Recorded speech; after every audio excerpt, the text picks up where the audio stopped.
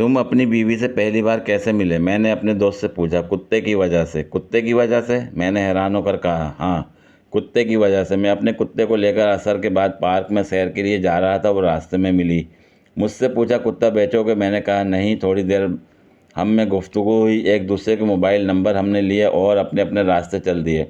शाबाश है।